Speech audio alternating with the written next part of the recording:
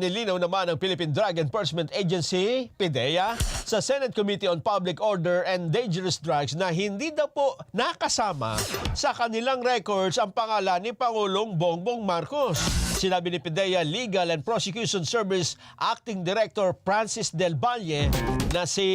Bongbong Marcos, yung pangalan daw na Bongbong Marcos alias Bonget, na umano'y subject ng 2012 Pre-Operation Report at Authority to Operate na kumalat sa social media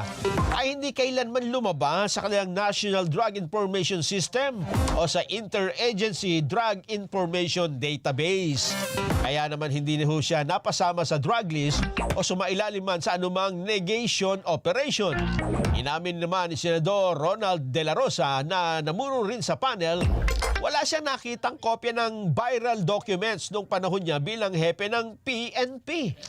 Ginit din ni Del Valle ang paninindigan ng PDEA na ang mga di umano'y nag-leak ng dokumento ay purely fabricated. Kung isa sa alang-alang namang ito ay wala namang control number at may bahid pa ng redaction